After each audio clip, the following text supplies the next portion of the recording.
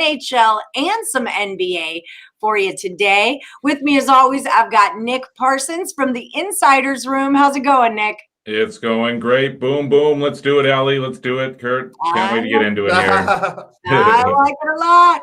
How you doing, Kurt Alexander? Oh, I'm doing great, Allie. We have 4 of the original 6 playing tonight. Who are the other 2? That's the question for you.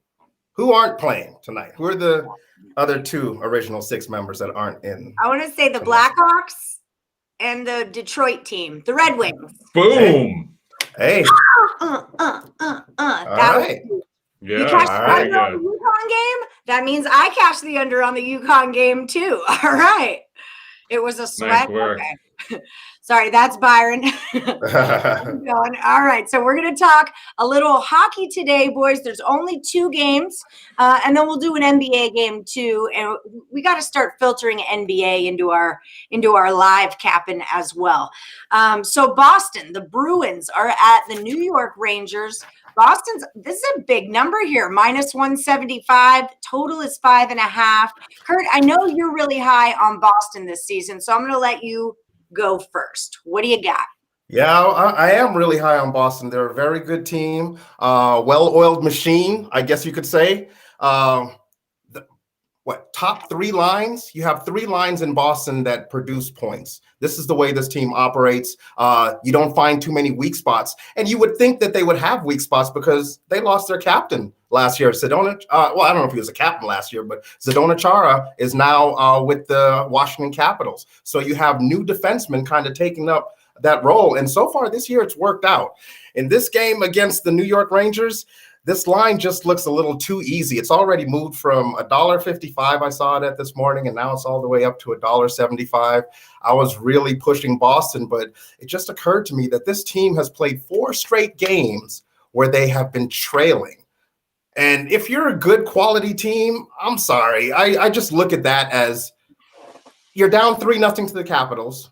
Then the next game, you're down 3-0 to the Capitals. Both games, you come back and you end up getting points in.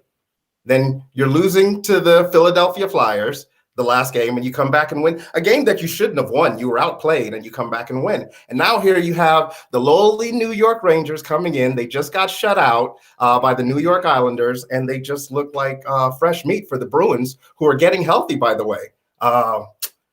This is just a spot where I'm just going to take the other side. I think Boston's due. I don't want to, but this first game, the last time the New York Rangers were shut out, the next game, they ended up shutting out the Islanders. Not saying that this is the Islanders that they're playing tonight, but Georgie's in net. I'm going to go with Georgie. I'm going to go with this New York Rangers team as the home dog and take them to win this game outright. So I have a quick question before we go to you, Nick. And yes, Byron, we can talk some Indiana Pacers. Isn't that the whole thing with Boston, though? Like, I remember you guys saying that they would, like, always get off to a slow start, and then they always, like, came back and kicked butt. Was that a thing, or am I just off on this? No, you're correct. Last year, that was a really popular wager, live wager to make when Boston would go down 1 or 2 goals to then get them at, close to plus 200 or even higher and bet on them, and they would consistently come back to win the game. And so that would appear that has been going on as just recently as well. And I mean, as Kurt pointed out, that's 4 straight games where you have to come from behind, and that does, pay a toll on a team's form and everything else. And so, I mean, the Rangers, they're young. They do have issues on the offensive end. Obviously, they have won 3 of their last 5 games. Artemi Panarin.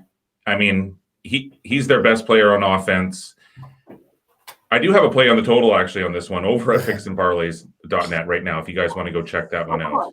But as far as the side is concerned, you know what? I would lean with Kurt as well. I think that this is, if you like to play underdogs, I think that this is a really good spot for New York here. So I would, as far as the side is concerned, yeah, I think that the underdog here offers some pretty good value. All right. I love a good underdog. Don't get me wrong. Good home dog. Good old home dog. All right. We do have a friend in the chat, Adam. He's on Boston moneyline, Montreal moneyline, and Montreal over. That is his 3-leg parlay. So he's going the Boston route. He's going with it. Okay, yeah, there's been some line movement, as Kurt pointed out there. It opened at minus 145. It's all the way up to 175. So yeah, I mean, then we can touch on the next game there that Adam is talking about, Montreal and Toronto. Yep. So, I mean, that's a really interesting matchup. This is like pretty even odds, or it is completely minus 110 on each team. So, Ali, how are you going to break this one down? I was just going to ask you guys. I thought you were going to. Yeah, Toronto, Montreal. It's pretty much a pick 'em. Total is at 6.5. So yeah, what do you got on this one, Nick? Well, these two teams are the two highest scoring teams in the league. Montreal is the highest scoring team in the league. Toronto is the second highest scoring team in the league. Wow. Now, these two teams are clearly the two best teams in the North Division this year. Kurt and I were talking a little bit beforehand that overall that division or conference or whatever it's called has been disappointing. There's been a couple teams that have taken a major step back, one definitely being the Vancouver Canucks. But anyways, as far as these two teams, the Leafs are coming off 3 straight victories over Vancouver. They're going to play 2 here against Montreal. And Montreal's coming off a 2-1 win over Ottawa. So, yeah, I mean, these are 2 of the best offenses. These are 2 of the best defenses. But Montreal at home, to me, I mean, that's an advantage most of the time. But even Kurt and I were talking about that this year is different in that home ice, because of COVID, it doesn't mean as much. It certainly doesn't seem to mean as much. Plus, having these 2, 3, and even 4 game sets in the same building sort of eliminates that factor as well. So I do know which way Kurt's leaning on this one. But I will say that Toronto, it's just 3-11 in its last 14 games when playing on the road in this building. So I think you got to take that into account as well. Yeah, but as I say, I haven't. I'm on the fence right now as far as the side is concerned. But what about you, Kurt? Maybe you can convince me one way or the other here. What are you thinking? Yeah, the odds makers are on the fence too. So yeah. I'm not mad at you. What do you got, Kurt? This game's really close. I don't know if anybody remembers what the line was. They played each. Oh no, he's the only one that knows. I do know. I think what he was going to say is when they played at the beginning of the year. What was the line? Because that was the opening series, and so Montreal was in Toronto, and Toronto would have been a much bigger, significant favorite. Is that what you were going to say, Kurt? Yes. Am I back? Yes. Okay. Cool. Yes. Toronto was a significant favorite the first game, and that game actually ended up being a 5-4 final, overtime win for Toronto. Toronto had to come back twice in that game, down 2 goals. So Montreal jumped on them fast, and both these teams are quality teams. Like, they both execute very well. So you have the side-to-side pass, that's known as the side-to-side pass, where they're pretty much able to get down the ice quickly, just pretty much getting passes to. Andy's out. Okay. Right. Well, and to his point there is he did bring up a great point in that Toronto was favored by a lot in that opening series, and Toronto and Montreal split that series. And so I believe that Kurt really does like the Leafs here at this price on the road. They've been extremely hot. They've been a bit better on the defensive end. And so I just think that he was going to think that at this price, it's just a great thing that Toronto's going to be looking for the split the same way that Montreal had there in that opening round series. This price has come down significantly since then, although Toronto has gotten even better. And here's Kurt to finish off what he was going to say. Exactly what I was going to say, Nick. This is a game where both these teams are very good teams, but they know that this is the class of the North. Whoever wins tonight is going to kind of get an advantage, basically saying, hey, we're the top dog. And I still think it's Montreal that's trying to, get one up on Big Brother. I don't think they do it here tonight. I think this line is just too close. We have a Toronto team that's won, 6 out of the last 7 games, dominating teams, and we get them at minus $1.10. I think that's just a little too generous for me to pass up. It's just $1.10. I'm getting $1.10 for just for the best team in the league, pretty much. So, or one of the best teams in the league, just because they're playing Montreal and they know how big this game is. Yeah, Montreal does want to beat them. Will they be able to? I don't know. The Nylander line pretty much outplayed what Montreal was throwing at them. So Montreal is going to have to figure out how to get Gallagher in the game because he was held scoreless the first game, and so was Toffoli. These guys have picked up since then, but against Toronto, they had goose eggs, and you still have Matthews. Matthews didn't even really show up, and he's leading the league in scoring right now. So Toronto has weapons that they throw at you in waves. Montreal is going to have to come to play tonight. I just don't think it happens. I'm going the Toronto side. Well, yeah, you've convinced me. Yeah, Matthews had 5 goals in that 3-game series against Vancouver. So, yeah, he's flying right now for sure. Yes, and that's why we see the total at 6.5 like we do. Right. Yeah, Toronto, like I said, they've had one game this season where they've scored less than 3 goals. So it's 3 or better when they step on the ice, it seems. Right. All right. So for anyone who's just joining us, we're taking the Rangers, we're taking the Maple Leafs, right? Yes. We went Toronto. Okay, yes, so we went Toronto. Rangers and the Toronto Maple Leafs are what these guys are liking. If you're just joining us, give us that thumbs up, like, subscribe, hit the bell for notifications. And now we're going to roll through some NBA. You guys can throw your picks in there. We've got one to talk about. We'll talk Cavs and Nuggets, but Byron, I know I've got your Pacers that the Nets are lined up, and Brian wants to know about the Raptors over. So we'll touch on all of those. I just want to say that out loud so you guys can prepare. Yeah. But yeah, so we'll go to the Cavs at the Nuggets. I don't know why my thing won't let me do things. Maybe we won't. Oh, wait, come on, thing. Yeah, well. Yeah. I don't know what's happening here. But so Cavs are at the Nuggets. It's Denver -9.5, and the total is 219.5. So what do you got on this one, Nick? Denver's lost 3 straight against the spread. It's coming off a 125-112 loss at home to Milwaukee. After this game with Cleveland, Oklahoma City is in town, and then the Lakers, and then it goes on a long road trip. Now, Cleveland has probably been better than most thought it would this year. Its offense hasn't been very great. It averages 104 points per game. It gives up 110.3 points per game, but the defense is definitely its strength. Now, Denver, as I said, has struggled against the spread for bettors recently, but it's 5-1 against the spread. Its last 6 following a straight-up loss of more than 10 points. And so, you know what, guys, I just think that this is one game that, that Denver can't look past, can't afford to look past after that loss, especially to the Bucks. And so I think I'm going to lean heavily to Denver here to cover this larger spread. What do you think, Kurt? I'm with Denver on this one as well. Just to throw my 2 cents in, I like Denver here as well. What do you like, Kurt? I really should jump in the car with you guys, but the car, man, let's go. The Cavs didn't play last night. I told you about that trend that I like when teams are playing in Denver on a back-to-back night, or they're playing in Portland, or they're playing in Utah. Those are the 3 cities that I really look to jump on the favorite there. But this Cavs team, yes, they're a bad team. All right, they're 10-15, I think 10-15 against the spread.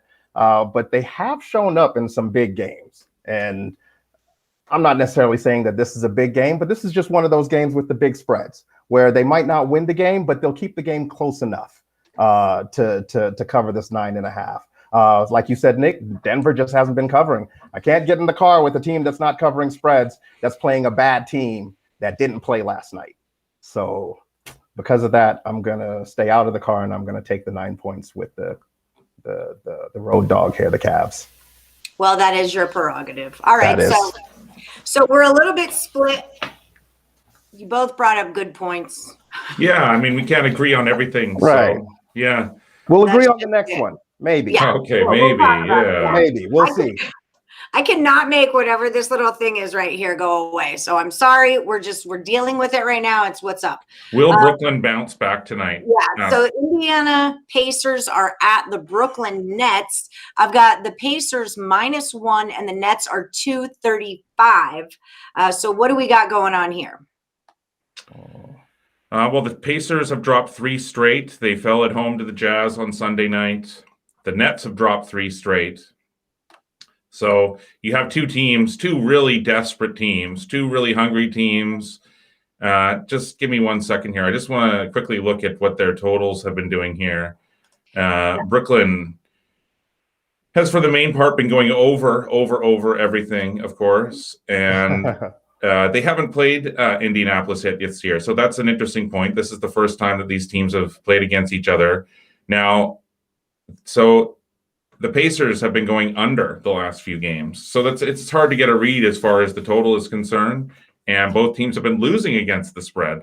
So, yeah, this is, as far as, for me, looking at it from a situational standpoint and the way that I break things down, looking at trends and different things, I would have a hard time being able to find a clear advantage on either the side or the total in this particular game. Brooklyn, of course, it's a chemistry thing. They have a really good coach in Steve Nash, but it's a chemistry thing, and this team just is not playing any defense whatsoever. So I think that this could, now that I think about this a little bit more, I just think that Indiana is probably the better, obviously the better defensive team. I'm just not sure about injuries and different things, guys. So that's a breakdown of the game itself. But I'm on the fence on this one as far as the side and total. I don't have a play on this one. So, yeah, I'll have to defer to Kurt if he has a strong feeling on this one. Hold on. Real quick, I'm looking just like at the basic trends on covers, which is not really how I do my totals, because you guys know I do all my own numbers.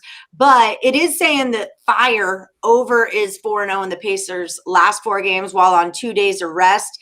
3-1-1 is over in the last 5 Wednesday games.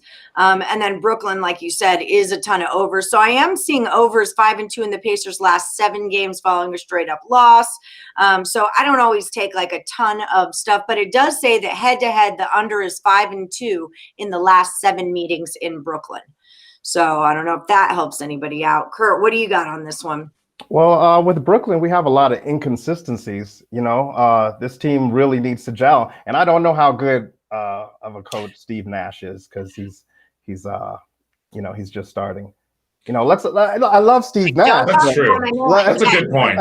I love Steve Nash. That's a good point. I'm a Rockets fan, and they have D'Antoni over there, so I don't know if that's the D'Antoni Harden mixture that's happening to the Brooklyn Nets, but something's not right. They lost their mojo. I don't even think they ever had it. It's like this team that they bring in these big names, not high character guys, just high dollar guys. They put up a lot of points, and you're like, let's put them all on the same team, because we've seen so many other teams do this successfully. But these guys are, some head cases. You have people that get their feelings hurt, people that want to take time away from the game after the season starts to just go find themselves. And, the whole COVID thing with Kevin Durant, it just seems like this team might be snake bit. I say you fade Brooklyn for a while. I'd have you to got go me with convinced the there. I was leaning Pacers there after I was breaking that down as well. But that makes a lot of sense for sure, Kurt. Absolutely. It does. And it feels like Brooklyn's one of those teams, like I have them in college basketball, where I'm like, I like you, but you got to show me something. Like I want you to do a good job, but I can't put money on you until you like show me something. So Brooklyn kind of feels like they're that team to me right now. And that's part of the reason why I'm on the Cavs, is because they were that team that beat Brooklyn twice, back-to-back games. One is a 10-point dog. Another one is a 7-point underdog, and the second game wasn't even close. Brooklyn just they're a team that just has no heart right now. They need to get these guys together. You need some leadership. Like, who's the leader on Brooklyn? Is it Durant? Is it Harden? He just got there. It's Kyrie. It's Kyrie. That's the leader of the Brooklyn Nets. Or maybe it's Steve Nash. Best leader. You're looking for an identity with this team, and I think everybody's just looking on the back of the jerseys. Yeah. Ooh, No, it's some very difficult chemistry issues there, and no one playing defense, and everyone pointing fingers.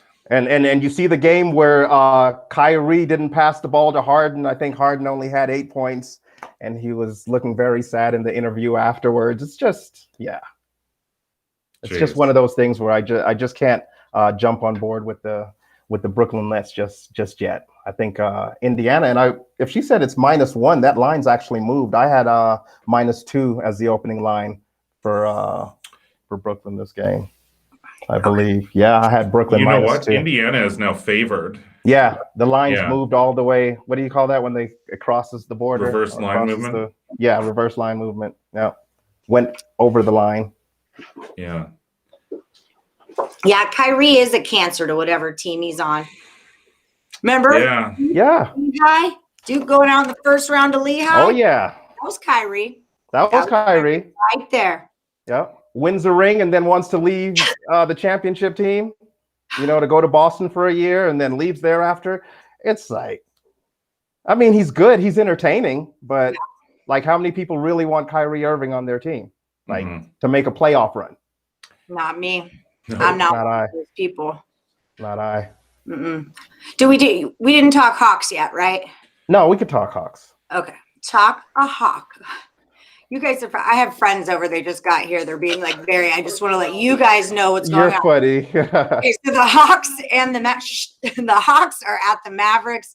Mavericks are -3.5. The total's 231.5. Mavericks have just been piss poor. Like, really disappointed in the Mavericks this season, especially after the run that they were on last season, and the Luka, Porzingis, and all this fun stuff that was going on. And now it's just like, they've lost a few key pieces, Seth Curry and a few other pieces that were so key in spreading that out. Porzingis didn't even come back till late either. There were some real key players, like real guys that weren't afraid to get in there and work hard and grind, and especially better defense. I mean, Dallas was significantly improved last year from the year before, and it does look like it has taken a step back here, but it has won two straight, 3 of its last 4. Now, it still definitely has issues, but if we were just to look at it from that small snippet there, then clearly Dallas is improving a little bit. Now, Atlanta has been more miss than hit this year, really. It's coming off a high-scoring loss to the Raptors. It's coming off a victory, high-scoring win over the Raptors, but previous to that, it had lost 3 straight. For Dallas to be successful, obviously, it's going to need to improve its defense. The Hawks have actually had success in this building, if you want to take that into account. They're 5-1 against the spread their last 6 here. And the Mavericks have been horrible at home for bettors, Allie. Maybe they've been improved play, straight up. But they're 0-8 against the spread, their last 8 at home. And so Kurt was talking earlier about things ending and due and streaks. So Kurt, what do you think? Do you think Dallas is due to break this 0-8 against the spread streak at home? I don't think they're due. I think they're due. That's how they're playing right now. You said doo-doo. Yeah, right. This Mavericks team's like underachieving, and there's talk that it might be Porzingis. Like, maybe he's the next guy that wants out. They're playing Luka entirely too much, and he doesn't have enough help around him. Remember, this was the big trade, the Trae Young for the Luka trade during draft day, and at first we thought Dallas just had it, like they killed it. But if you look at Dallas's scores, let me see here.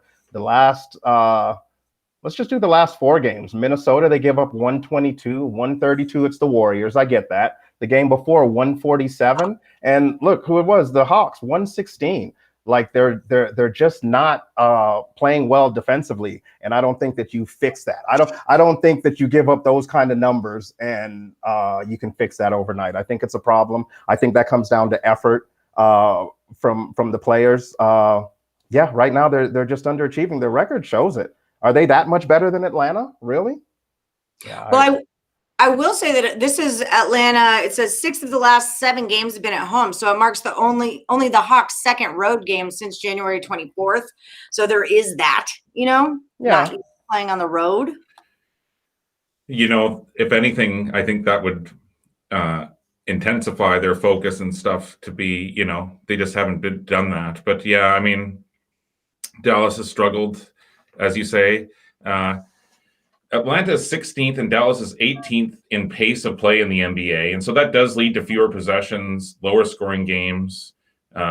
So, yeah, I don't know. When you think about these two teams, the first thing that comes to mind is offense, I think. But yeah, Atlanta has seen the total go under in 14 of its last 19 overall and 6 of its last 7 on the road. So I would think that if you're looking at a total, you might want to consider the under there. Were you already saying the over on that one, Kurt? Or it's just what Dallas's defense has been doing or hasn't been doing, which is stopping anybody. So it's kind of hard to take unders because it looks like they'll kind of run with you, even though they did. I do agree with your Hawks play though. We are on a consensus on that one. Yeah, trying to get the points with the Hawks. Like I said, it's anytime a team is just being outplayed the way Dallas is being outplayed over these last few games, even though they're going up against a Hawk team that isn't doing much better than they are. I'd take the points here. It's only 4, but I take the points. Lets me think that it's going to be a much closer game. They just played each other, and what was the final in that game? I mean, I know the Mavericks ended up beating them. No, it was a close game. That game, exactly. Yeah, it was like 5. What was that? 5, 6? Yeah, 6-point win. Yeah, I'll take my chances. Yeah, I'll take my chances with the Hawks again. Yeah, I'm with you. I'm in the car with you, Kurt. There we go. All right, I do see a fire trend. I never look at these on like the trends and stuff on covers, so I'm like, oh, look at this, because I again do my note. But hot trends 80% or higher. The Hawks are 5-1 against the spread in their last 6 games against a team with a losing straight up record. So maybe that confirms our play a little bit too. Yeah, there you go, Allie. I'm like, look at all these things it's telling me. It gets your attention, doesn't it? The fire, like, whoa. By myself. Hot. Holy cow. All right, guys. Well, I think that just about wraps it up. Good show. Good show. Hope we help you guys out at home. Picks and Parlay View Crew. Give us that thumbs up, like, subscribe, and ring that bell for notifications. We do have NBA Total Chaos coming up tonight. Nick, we're all 3 champions. I just realized that. Nick Parsons is our NBA Total Chaos champion. He'll be facing Craig Trapp. Tomorrow is Kurt Alexander, the NHL Total Chaos champion. You'll go against Dan Kaiser.